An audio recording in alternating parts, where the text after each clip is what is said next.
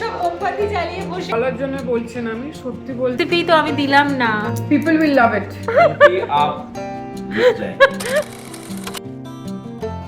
ওই সাইক্লামেনের কুড়িটা আজকে ফুল হয়ে গেছে, কি সুন্দর না কালারটা। আজকে শনিবার, সকাল ওই 8:30 মতো বাজে।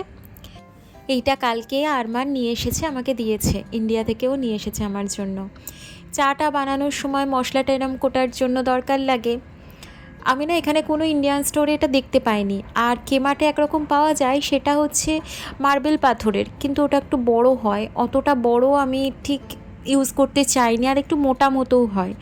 তাই জন্য এটা ওকে বলেছিলাম, ও নিয়ে এসেছে। আরও দুটো জিনিস নিয়ে এসেছে, একটা সোমনাথের জন্য টি শার্ট নিয়ে এসেছে, একটা বেড কভার নিয়ে এসেছে, যেগুলো আমাদের ইন্ডিয়াতে সুতির বেড কভার পাওয়া যায় সুন্দর, সেইগুলো, যেগুলো খুব দরকার, যেগুলো এখানে খুব একটা জিনিসগুলো পাওয়া যায় না, ওইগুলো পরে একদিন দেখাবো। যাই হোক, এখন সকালবেলাতে ব্রেকফাস্ট বানাচ্ছি। 2টো ডিম সিদ্ধ করে নিয়েছি, একটু তার মধ্যে দেব ব্ল্যাক পেপার পাউডার আর একটুখানি নুন আর একটু চিজ দিয়ে জাস্ট একদম প্লেন অ্যান্ড সিম্পল স্যান্ডউইচ বানিয়ে নিচ্ছি। একটা গোটা ডিম থাকছে, যার ফলে পেটটাও ভরে থাকবে বেশ খানিকক্ষণ, কারণ এরপরে একটু হাঁটতে বেরোবো।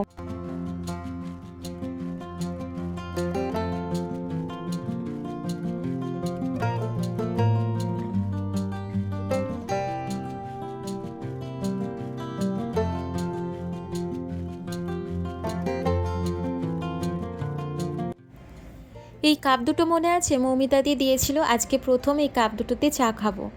অনেক দিন দুধ চা বেশ আয়েশ করে বসে খাওয়াও হয়নি, তাই জন্য আজকে ভাবলাম একটু সময় আছে সকালবেলাটা, একটু আয়েশ করে ব্রেকফাস্টটা করি, কারণ এরপরে বেশ রান্নাবান্নারও জোগাড় জানতে করতে হবে। আজকে অরুণিকা আর শ্যামদা ওদেরকে বলেছি, ওরা আসবে সন্ধেবেলাতে, তাই ব্রেকফাস্ট করে উঠেই কিছু রান্নার কুটনোগুলো কেটে রেখে দিচ্ছি। কুটনো পাটনা এগুলো করা হয়ে থাকলে পরে এসে রান্নাটা করতে অতটা টাইম লাগবে না, মানে সব কিছু একসাথে করতে একটা বেশি চাপ লাগে না, একটু খেপে খেপে হয়ে থাকলে জিনিসপত্রগুলো চাপটা কম লাগে।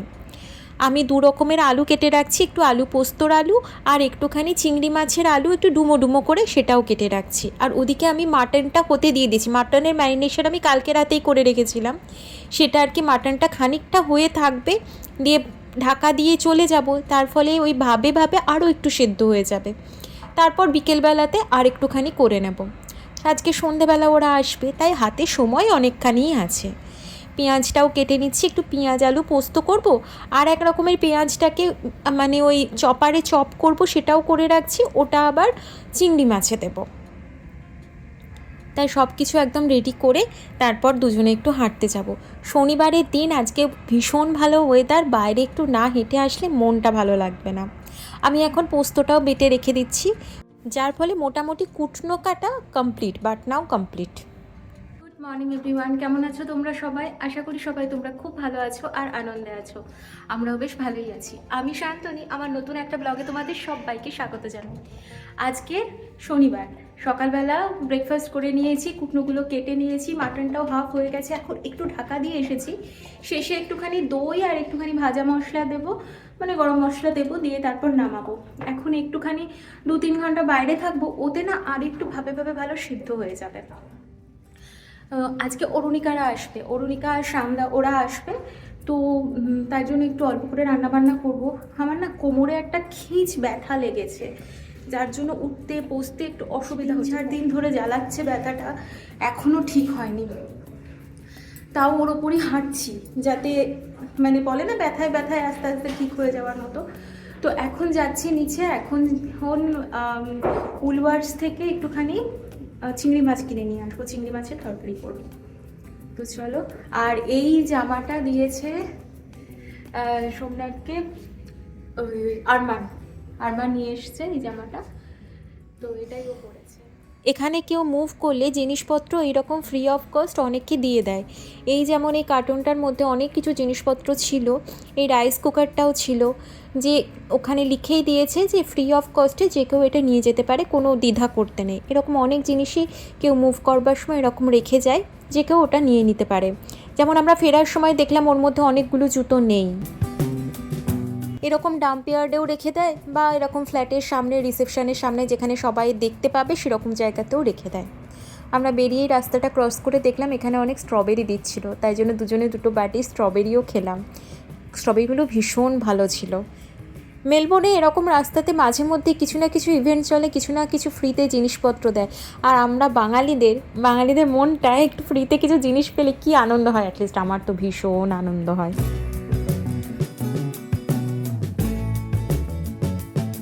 ফ্রির কথায় মনে পড়লো, সবথেকে ফ্রিতে খেতে ভালো লাগে আমার ঠাকুরের ভোগ। শাল পাতায় করে একটুখানি খিচুড়ি ভোগ থাকবে, পাশে থাকবে গরম গরম আলুর দম, আর তার পাশে চাটনি আর পায়েসটা একদম মিশিয়ে, সেই ভোগের আলাদাই তৃপ্তি। কতদিন ঠাকুরের এরকম ভোগ খেতে পায় না। কলকাতাতে যখন আমি স্কুল থেকে ফিরতাম 5:30-6টা সন্ধেবেলায়, আমাদের বাস স্টপেজটা হলো বোসপুকুর শীতলা মন্দির। স্টপেজে নেমেই সামনে হলো বোসপুকুর শীতলা মন্দিরের মন্দিরটা।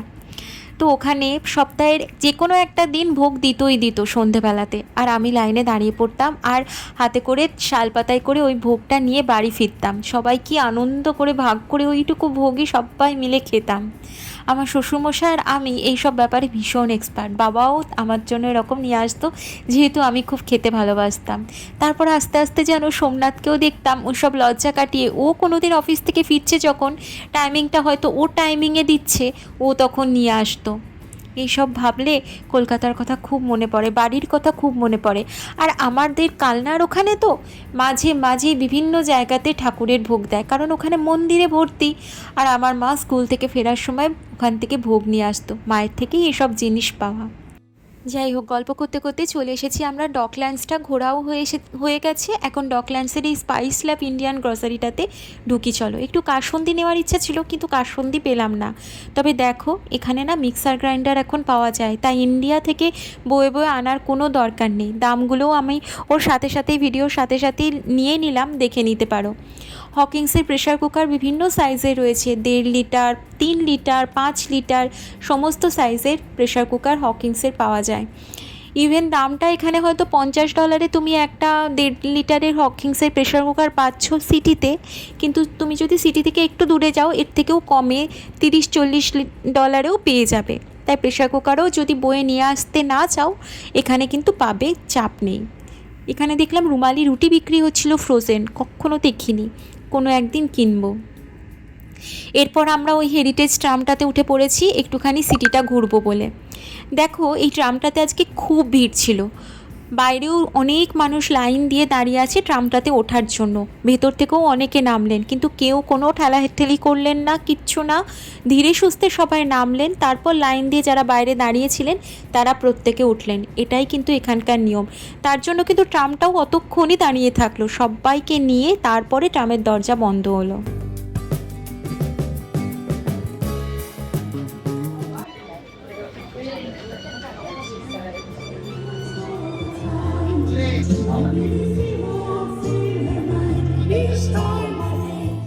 অনেকক্ষণ হাঁটা হয়ে গেছে, এখন প্রায় 1:45 মতো বাজে। রান্না, কালকের যা রান্না আছে সেই সমস্ত রান্নায় খেয়ে নেব, তারপরে আবার রান্না করাও আছে। তাই চলো এবার উলওয়ার্সে যাই, জিনিসপত্র কিনে এবার বাড়ি ফিরি, অনেক দেরি হয়ে গেল। নাও। হ্যাঁ,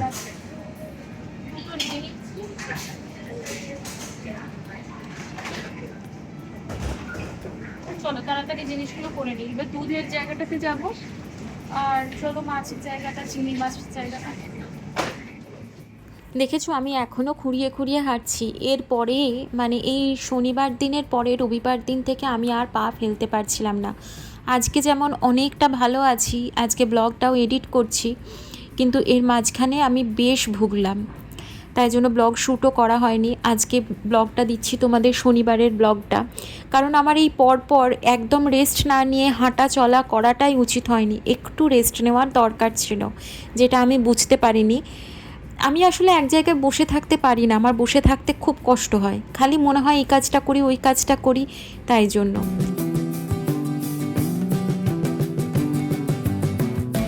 আমাদের খাওয়া দাওয়া হয়ে গেছে, এখন ওই 3-3:30 মতো বাজে। রান্নাবান্না করে নিয়েও বিকেলবেলা 6টার মধ্যে রান্নাবান্না কমপ্লিট হয়ে গেলে আমি 6টা থেকে 7টা, 7:30 পর্যন্ত একটু রেস্ট নিয়ে নিতে পারবো। তারপরে ওরা আসবে 8টা নাগাদ। পেঁয়াজ আলু পোস্তটা বসিয়ে দিলাম, ওখানে পোস্তটা 3-4 মিনিট ফুটবে, তারপর সর্ষের তেল দিয়ে নামিয়ে নেব। আর এটা নিয়েছি বাসা ফিলে, এই কটাই ফিশ ফ্রাই বানাবো, একদম গুনে গুনে 7টা থেকে 8টা ফিশ ফ্রাই করব, যাতে আমরা 4 জনে খাবো, 2 করে হবে। এই যে পোস্তটা হয়ে গেল, সর্ষের তেল দিয়ে দিলাম, এবার ঢাকা দিয়ে খানিকক্ষণ রেখে দেবো, তারপর এটা নামাবো, তারপরে চিংড়ি মাছের তরকারিটা করব। আর এদিকে ফিশ ফ্রাইয়ের জন্য একটা মশলা করে নিচ্ছি, আদা রসুন পেঁয়াজ, তার মধ্যে অনেকটা ধনেপাতা, 2 কাঁচা লঙ্কা, একটু ভাজা মশলা, একটু গরম মশলা, বিট নুন দিয়েছি, এমনি নুন দিয়েছি, চিনি দিয়েছি, দিয়ে এটার একটা পেস্ট বানিয়ে নেব। তারপর সেই পেস্টটার মধ্যে আবার একটুখানি ডিমের গোলা, একটা ডিমের হাফ দিয়েছি, ডিম ফেটিয়ে সেটা দিয়েছি, একটু সাদা তেল দিয়েছি, আর একটুখানি ওই ময়দা দিয়েছি, দিয়ে ওটা ভালো করে মাখিয়ে নিয়ে প্রথমে যে মাছটা নিয়েছিলাম, মাছটাকে শুকনো করে নেওয়ার পর তার মধ্যে একটু ভিনিগার, গোলমরিচ আর নুন দিয়ে ম্যারিনেট করে রেখেছিলাম, তারপর সেটা এই ম্যারিনেশনের মধ্যে দিয়ে 1 ঘন্টা রেখে দেবো। এই 1 ঘন্টার মধ্যে আমি চিংড়ি মাছটা রান্না করে নেব। কিন্তু এরপরে আমি আর ভিডিও করতে পারিনি, কারণ আমার ফোনের চার্জ আউট হয়ে গেছিলো, ফোনটা চার্জে দিয়ে দিয়েছিলাম। আর তাড়াহুড়োর মধ্যেও করতে হবে, আমি দেখলাম রান্নাটা করে নেওয়া বেটার। পোস্তটা হয়ে গেছে, এরপর আমি চিংড়ি মাছের জন্য মশলা করে চিংড়ি মাছটা রেডি করে নেব। এটার রেসিপি আমি অন্য একদিন শেয়ার করব চিংড়ি মাছটা। আর এই দেখো ওরা প্রায় এসে গেছে, ফোন করেছিল, আর আমি ফিশ ফ্রাইগুলো হতে দিয়ে দিয়েছি।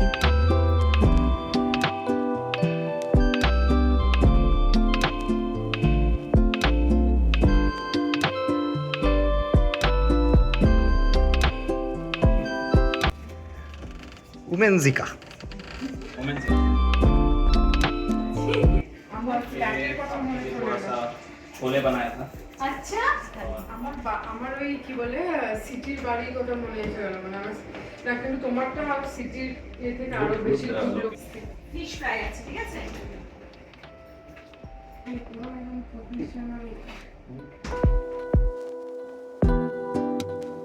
চলো শুরু করো। खोलने के लिए आप वो डालते हो बेकिंग सोडा डालते না না না না না, এটাতে ডালি দিই না, এটা তো তোমার ব্রেড ক্রাম্বস দে। খুব ভালো। বলছি শোনো, একটা কাজ করি, একটু টাকা টাকা জমাই, তোমার যদি ক্লিয়ার হয়ে যায়, ওই কি বলে ওই প্লেটের মধ্যে ফুটটা ভালো লাগছে, খুব ভালো। মেলবোর্নে কারেন্ট অফ হয়ে গেছে, অবাক কাণ্ড, আমরা সব মোমবাতি জ্বালিয়ে বসে আছি, কারেন্ট অফ হয়ে গেছে। প্রথমবার আমরা দেখছি যে মেলবোর্নে কারেন্ট অফ হয়েছে, কি অবস্থা। ভাত, মুসুরির ডাল, আলু পোস্ত, আর চিংড়ি মাছ আলু দিয়ে একটা তরকারি, আর তার সাথে মাটন, আর চাটনি আছে, পাঁপড়।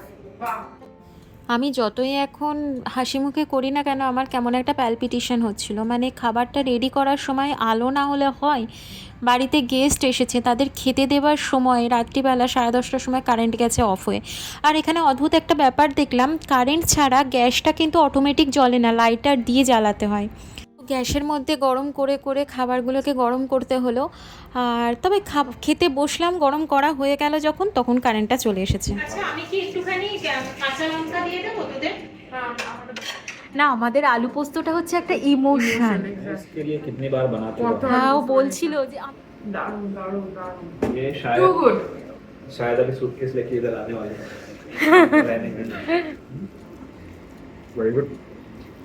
খুব ভালো আছে। খুব ভালো আছে, বাঙালি বানিয়ে দিয়েছে পুরো।